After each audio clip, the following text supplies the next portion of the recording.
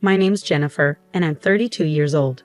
I work in a busy city called New York, where people believe in working hard to succeed. My husband, Donnie, is 30 and works too. We got married 2 years ago. Donnie might seem a bit unreliable sometimes, but he's actually really kind. He's good at helping out with chores around the house. I'm a career-focused woman. I love my job and feel proud when I do well. In my job, if you work hard, you can move up. But there's a downside. Sometimes they might ask you to move to a different place. And if you want to have a baby, there's no rule about taking time off. Many women quit their jobs when they get married or have kids. I used to think the same way. I wanted to focus on my career and didn't plan on getting married. When Donnie asked me to marry him, I said no at first. I told him, I love my job. I'm in charge of a team now, but I want to go even higher. I can't imagine settling down or having kids. But Donnie understood. He promised we'd share the chores and wouldn't have kids. Eventually, I agreed to marry him because he was so understanding. Both Donnie and I work, so sometimes we don't split the chores exactly as we planned. But we help each other out, and I think we do pretty well. Sometimes my in-laws make annoying comments like, "You should focus more on your home than your job," or "When are you having kids?"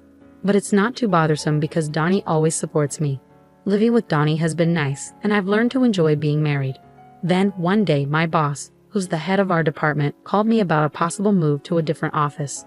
He said, "What do you think? You'd work at a branch office for a while, but you'd come back here after 2 years. You'd have a good position there, and if you do well, you'll get promoted when you come back. You might even become the first woman to lead a department. It's a pretty good opportunity, right?" Accepting or refusing this move could decide if I'll get promoted at my job. Everyone who's become a boss or higher has done a move like this. If I say no, I might stay in my current job, but I could also get moved to a less important position. Before I got married, I would have taken this chance right away, but now, being married made me feel hesitant. I told my boss, "Thank you for thinking of me. Personally, I'm interested, but since it involves moving, I want to talk to my husband first. Can I give you an answer after that?" He said, "All right, you're married. You can choose to go alone or move with your family. Talk it over. I'm hoping for a yes." When I got home, I talked to Donnie about it. I've been offered a job transfer. I might have to move to the countryside, but if I do well for 2 years, I can come back here. And if I keep doing well, I could get promoted. I want to take this offer if you're okay with it, Donnie. We can move together, or I can go alone. What do you think? At first, Donnie was surprised, but then he thought about it and said, "If you take this transfer, Jennifer, your dream could come true, right? I can't move with you because I have my job here, but don't worry about me. Go for it." With Donnie's support, I told the company I'd go for the transfer alone and started discussing the details. They agreed to pay for my moving costs and offered some good benefits, like considering my travel days as work days. So I decided to accept the transfer to the branch office.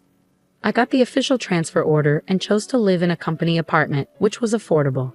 On moving day, the movers had already taken my stuff, and Donnie came to say goodbye at the station. "Thanks for seeing me off. I'll keep in touch, and I'll try to come home as much as I can." "Yeah, I'll be waiting. But remember, even though you're working from afar, don't overdo it," Donnie said. "You too," I replied. "It's time. Take care, okay? I'm heading out," Donnie said as he left. And that's how my life as a remote worker began. I planned to come home during holidays and quieter times, but things got rocky at the branch office right after I arrived. I won't take orders from a woman. How can I trust someone new like her? One of the local employees complained. I faced resistance from the staff there. They spread rumors about me, didn't listen to my instructions, and even ignored my calls. And then things got worse when a project I was overseeing had a big mistake because one of my team members deliberately kept me out of the loop. The subordinate who was responsible looked really shocked, but as the boss, it was my job to handle it. I had to fix the problem, apologize, and not only get things back on track, but also mend relationships with my team. My boss saw how tough things were for me and gave me some advice. I've been through a transfer too, so I get it. It might not seem fair, but you can't just push your way through.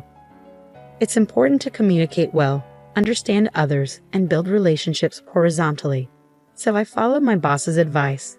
I spent more time getting to know everyone at the branch and even joined the neighborhood association since the company's housing was part of it. Before I knew it, I was so busy that I couldn't find time for myself, let alone go back home where my husband was waiting. I kept in touch with him, but after a few months of remote work, it got hard to reach him at night. I'm working late every day because work is tough. I get tired and end up falling asleep. As my husband made excuses and I got busier with work, I didn't suspect anything and focused more on my job. Once during a slow work period on a long holiday, I decided to go back home to New York on short notice. But I couldn't reach my husband by phone or text, so I returned from my remote work without telling him. When I opened the door to our home after a long time away, something felt strange. Then a woman I didn't recognize rushed to the door, saying, "Justin, welcome back. If I knew you were coming home early, I would have prepared." We both froze, staring at each other in shock. Finally, the woman spoke up, "Sorry, but who are you?" "And who are you?" "This is my house." "Wait, what?" "I live here." After arguing and getting nowhere, we decided to check the house number outside. To my surprise, it matched the custom nameplate I had ordered. The key works, and the nameplate's right. "This is my house." "I'm going in," I insisted. "Wait, what?" "Stop." Ignoring her protests, I pushed past her and entered the house. Inside, everything had changed. The curtains, the furniture, all of it. There was a photo of my husband and the woman at a theme park, mugs I'd never seen before, and unfamiliar toothbrushes and skincare items in the bathroom. The bed linens were different, and the wardrobe held only the woman's clothes. My husband's stuff was hidden away in a back room. As I stood there in shock, I heard the front door open. "I'm home." "Oh, Lola, did you invite a friend over?" "Justin, thank goodness you're back. This woman just barged into our house." The man the woman called Justin was definitely my husband, Donnie. Seeing me, he looked surprised. "What are you doing here?" "Donnie, why is she calling you Justin? Can you explain what's happening?" I asked him. "What do you mean? This is Justin, right?" "Justin." "Well, actually," my husband seemed flustered under our questioning. "Lola, his real name is Donnie. Isn't that what's on your driver's license? And I'm Donnie's wife, Jennifer." "That's not true. He told me he was divorced."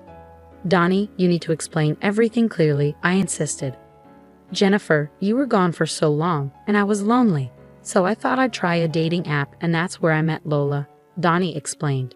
"So Justin is your fake name on the dating app?" I questioned. "No, it's not like that. I was worried if my real name came out.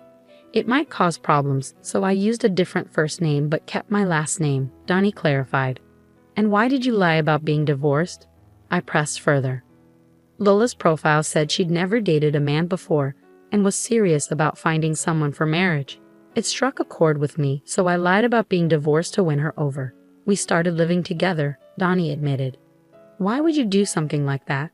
I asked, puzzled. At that moment, my husband began justifying his actions defiantly. "It's because you're always away for work. It's natural for a man to want companionship. We've been living separate lives because of your job and the long hours. I just wanted a warm home where my wife would be there with dinner when I got back." I was shocked to hear this, as I always thought my husband understood and supported my career. But that doesn't excuse what you did. What you did was wrong. If you wanted to be with someone else, you should have ended our marriage first. Why didn't you do the right thing? I cared about both of you. I never wanted to leave either of you. After everything you've done, I was bound to find out when I came back. It's unbelievable that you thought you could deceive me like this. Well, it's your fault for not keeping your promise and coming back. If you had, I wouldn't have even thought about cheating. What on earth? I've told you how hard work has been, and you still did this." I yelled, feeling a mix of anger and hurt. Our argument escalated into a shouting match, with the woman my husband cheated with standing there, looking stunned. She realized she'd been tricked by a married man into his mess. "So everything was a lie. You played me for a fool." "I'm leaving right now," she exclaimed. "Lola, wait, it's not what you think," my husband pleaded, but it was too late. My husband tried to stop the other woman from leaving, but she brushed him off, repulsed. "Don't touch me with your filthy hands. I can't believe a single word you say," she cursed before storming out, packing her things and leaving for her parents' house. Furious with my husband, I decided to take action against his betrayal. Gathering evidence, I brought it back with me when I returned to work. The first thing I did was hire a detective to look into my husband's mistress. The investigation revealed that she was the daughter of an executive at a company partnered with my husband's workplace. I had a lawyer send proof of the affair to both my husband's home and the other woman's parents. When my husband received the documents, he protested, saying he didn't want a divorce. So I prepared for a tough legal battle, even considering going to court. The other woman's family contacted my lawyer, and we arranged to meet at their office. They apologized to me, and the other woman admitted her wrongdoing. "We're truly sorry. Our daughter caused you so much trouble, and we didn't even know about it. She's always been very sheltered and naive about the world. We've been trying to arrange a marriage for her, but she wanted a more free-spirited love.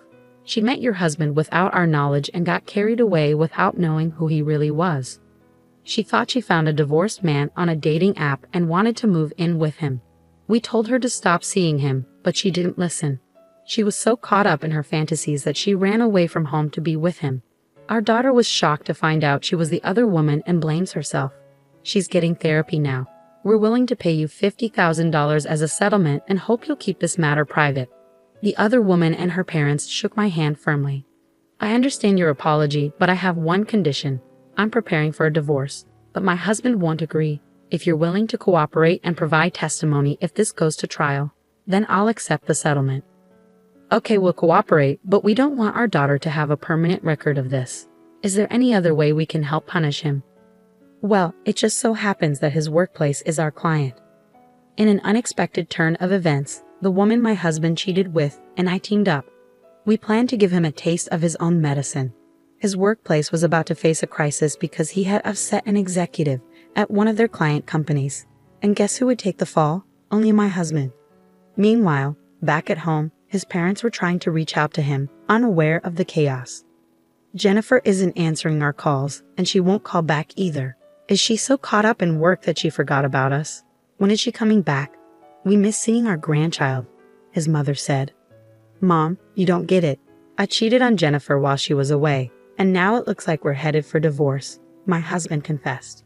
His mother replied, "That woman who puts work before her husband is to blame. Maybe it's better if you end things with Jennifer and get back together with the woman you cheated with." My in-laws seemed to think that the other woman's family had more money than ours, so they sided with my husband and his lover, attacking me relentlessly. They called me repeatedly, but I blocked their calls. Then they started calling me at work. When I refused to talk to them, they showed up at my workplace, causing a scene. "Let go of our son. It's because of you being such a career-focused woman that our son cheated. He'd be happier with his lover, so stop interfering," they demanded. "What are you even saying? I want to divorce Donnie. He's the one refusing. Plus, the woman he cheated with doesn't want him back. He tricked the daughter of a big-shot executive into dating him, and they're furious. It's going to be a big mess," I explained. Once they realized their son had angered an important client, my in-laws suddenly changed sides and tried to be nice to me. "We had no idea it was this serious. We must have misunderstood. We're sorry. Our son messed up, but he feels bad. You'll forgive him, right, Jennifer?" they pleaded. "I have to decline. You just insulted me, and now you're asking for forgiveness? Please leave," I told them firmly. When they refused to leave, I had security escort them out. Because of the scene they caused, my company decided to sue them for disrupting business. After all the drama, I finally got the compensation from my husband and got the divorce. The other woman's family also demanded compensation for their daughter's suffering and therapy costs. With the loss of his job and having to pay hefty settlements, my husband was now in deep debt. He couldn't afford to quit, and he was trapped. 2 years had passed since my assignment started. When everything settled down, I finished my assignment successfully and was getting ready to go back to the main office. My hard work paid off, and I got promoted to department manager. If I hadn't taken the assignment, I might still be stuck in a loveless marriage. But I realize now that a man like him would have cheated sooner or later, and I would have clashed with his parents anyway. I've learned that I'm better suited for work than family life, and I'm incredibly fulfilled and happy now.